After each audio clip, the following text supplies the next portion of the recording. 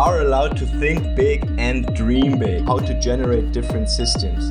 Systems that provide stability and are nested within the harmony of nature. I'm excited to explore with you the intriguing bandwidth of information our researchers and friends have surfaced.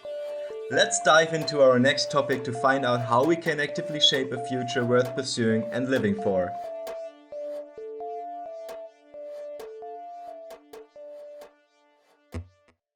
Hello, welcome to the next podcast episode. I'm also studying GCM and I'm in the moment in Switzerland, in Saint-Imier, to 150 years international meeting of anarchists. And I'm sitting here with Max, and we will talk about the practical side of anarchism. Max, would you like to introduce yourself? Yes. My name is Max. I don't use pronouns. And what else can I say? I'm from Berlin. I'm a white person. I grew up in Germany. And I am studying psychotherapy. Also, I'm queer. I've been socialized as woman or girl, and I'm when I'm not here, also here, but I'm organized in an anarchist group in Berlin. Nice, thanks. If you're organized an anarchist group and you're also here in Saint-Imier now, would you define yourself as an anarchist? I definitely would. Yeah.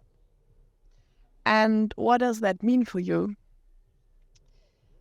For me, that means that we can only free ourselves and live in a free society if we manage to destroy any forms of authority. This might sound a bit simplistic, but it implies a lot of things. So one of the authorities, the anarchist movement, if you can call it that, generally focuses on is, of course, the state, which, even if it's a democratic state and there's a parliament, is a tool to protect capitalist structures and the patriarchy. And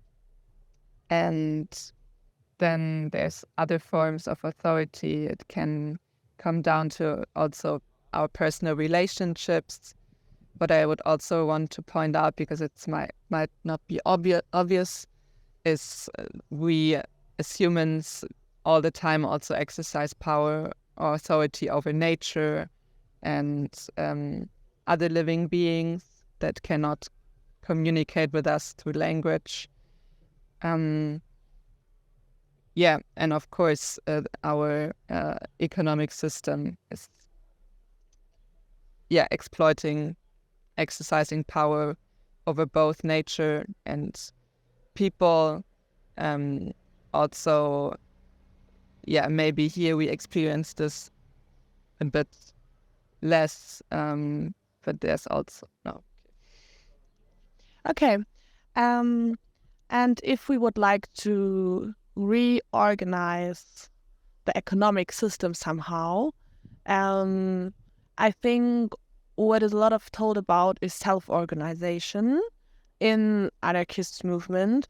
Would you like to explain shortly why self-organization is so important for anarchists? Yes. It's a very essential point, because often when you say to people who don't know a lot about anarchism, the first thing they ask you is, but is it not all chaos? Like, if there's no one to rule, no one to lead, things will just be chaotic.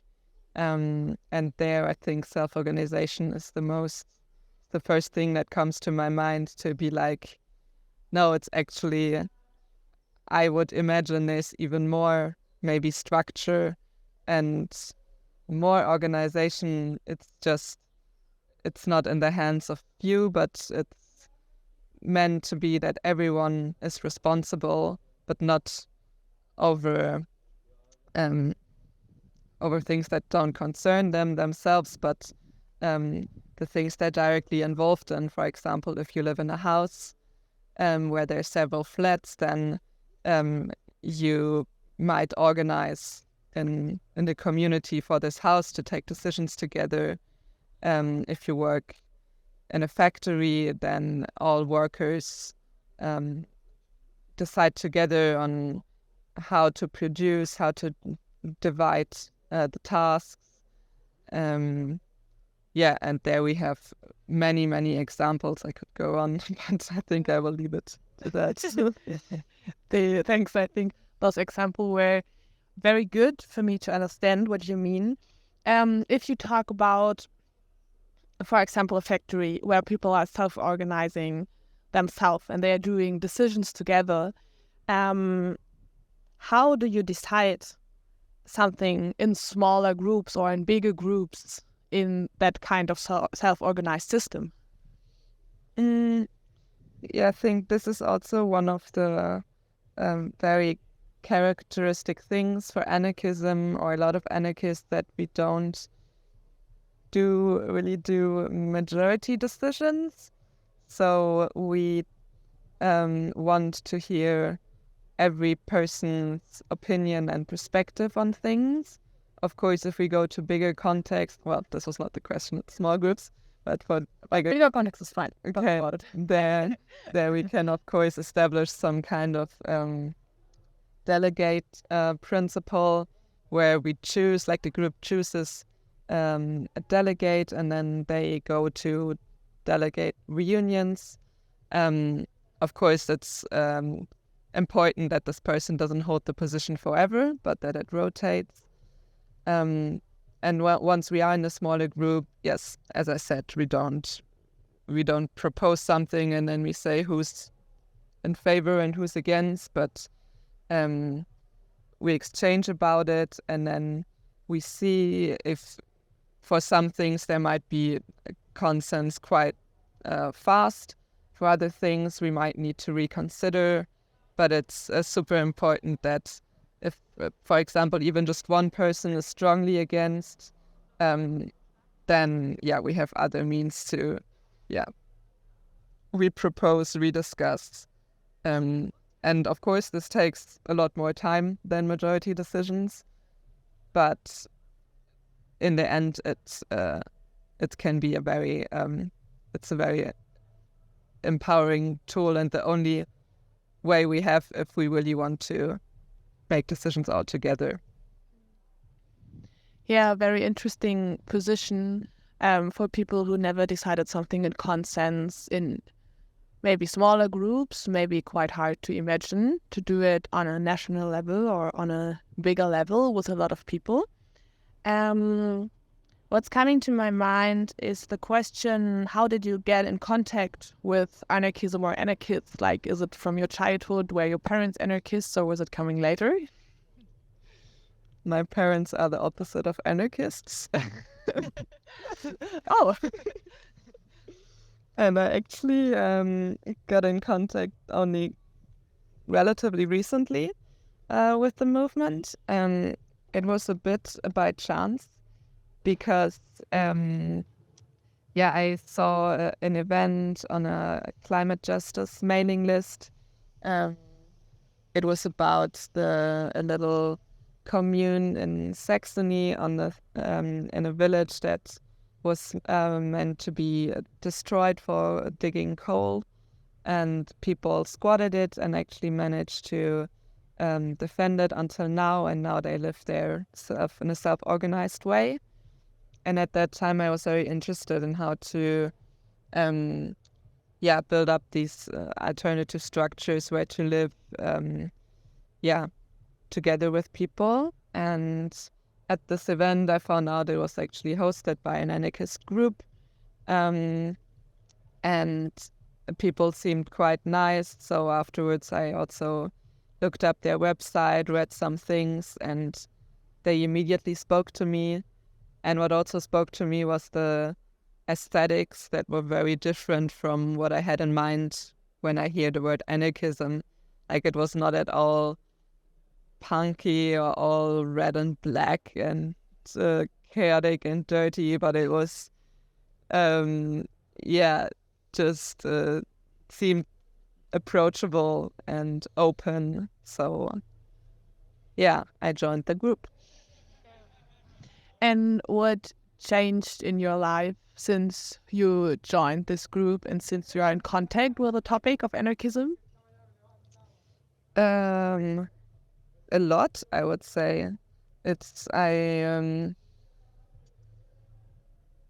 might sound a bit cheesy, but it feels like it gave my life purpose. Like, I know what I'm fighting for. And also for me, it's not like I go to plenary once a week and I discuss on a theoretical level, but more and more it starts to leak into every single context in my life and where I find myself in. And I see the things that are like, I see power relations everywhere, and where things need to change. Yes. Yeah. Yeah, and if you are around those people, then like around anarchists, what is different for you? It's well, it's only when I'm around anarchists that I feel I can truly be myself and have meaningful discussions, but also sometimes complete nonsense discussions and just lots of fun, because I know I have this safety that they share my values and that we are in the same struggle and want to have a similar vision of how we want to live our lives. And then there's also very little and practical things like that. It's just normal to share things. For example, my anarchist friends, they would just walk into my kitchen, open the fridge, take what they need. Whereas other non-anarchist people would ask 10 times and then ask if they can give me money for it, or stuff like that. So, and I think this is because it's in that kind of group that just everyone gives what they can and everyone takes what they need.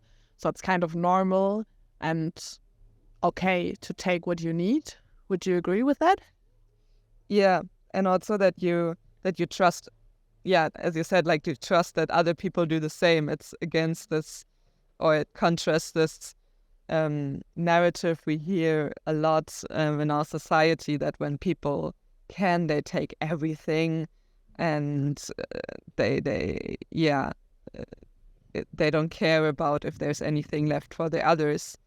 And this is also a process, because I sometimes, in anarchist context, I also find myself in like, oh, should I take this with me? Like when I'm in the free shop, and then I'm like, no, like I don't need it right now. Maybe someone else needs it. And yeah, thank you so much for telling us so much private stuff and your opinion on those different topics. I hope you will have a great time here, and I hope all of our people hearing that would love to have a deeper look in the topic. And there will be some information and links about groups in the show notes. Have a great day. Bye-bye.